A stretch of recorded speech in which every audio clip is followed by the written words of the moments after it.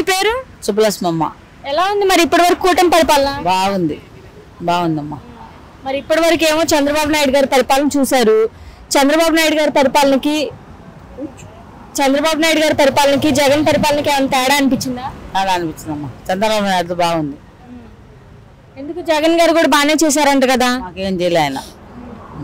ప్రజలకంతా మంచి పరిపాలన అందించాను నేను అని అంటున్నారు కదా. ఏం అందించలే మాకు. అంత తెలుగుదేశం వచ్చినాకనే మాకు పరిపాలన. మరి కూటమి ప్రభుత్వంలో ఇచ్చిన హామీలు నెరవేరుస్తుందా లేదా అంటే ఏం చెప్తారు? నెరవేరుస్తాడు.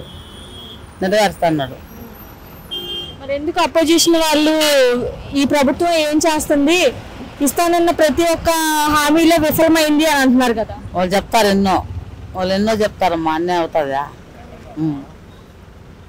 అలాగే మరి తల్లికి వందనం ఇంట్లో ఎంతమంది పిల్లలు ఉంటే అంతమంది పిల్లలకి ఇచ్చారు కదమ్మా. మత్స్యకారులకు భరోసా కానివ్వండి, మరి పింఛన్లు 4000 కానివ్వండి, మొన్న 2వ తారీఖు రైతు భరోసా కానివ్వండి, మరి ఇన్ని చేస్తున్నా కూడా ఎందుకని ఇంకా ఏమి చేయట్లేదని అంటున్నారు అపోజిషన్. అంటారమ్మా, వాళ్ళు చెప్తారు, మనం వినాలంతే. వాళ్ళు చెప్తారు, మనం వాళ్ళు చేసేది వాళ్ళు చేస్తూ ఉన్నారు. వాళ్ళు చేయలేదని చెప్తే మనం ఏం చేస్తాము అంతే. కంపెనీలు ఏమైనా తీసుకొచ్చారా గత ప్రభుత్వం ఉన్నప్పుడు? ఏం తేలేదు. మరి ఈ ప్రభుత్వం ద్వారా ఎలా ఉండబోతుంది అనుకుంటున్నారు రాబోయే రోజుల్లో? బాగానే ఉంటుందమ్మా, అంతే. నా వల్ల అడుగు ఇంత బాగుంటుంది.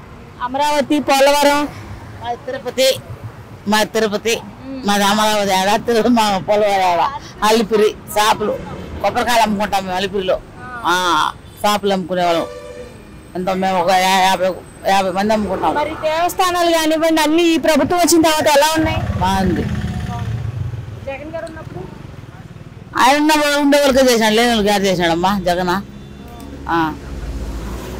తేడాలు లేకుండా అందరికీ మంచి చేశాడంట కదా. ఎవరికి చేసినాడు మంచి? ఎవరికి ఏం మంచి చేయలేదు ఆయన ఏం చేయలేదు. ఏం చెప్తావు ఒక మాటలో చంద్రబాబు నాయుడు గారి పరిపాలన గురించి? బాగుంది. వచ్చే 30 ఏళ్ళు మాదే పరిపాలన, నెక్స్ట్ వచ్చే గవర్నమెంట్ మాదే అని జగన్ గారు అంటున్నారు కదా. జగన్ ఎంత ఒట్టి మాటలు. చంద్రబాబు నాయుడే వస్తాడు. నమ్మకమా అభిమానం? నమ్మకమే. మాకు పక్కా మేము టీడీపీ.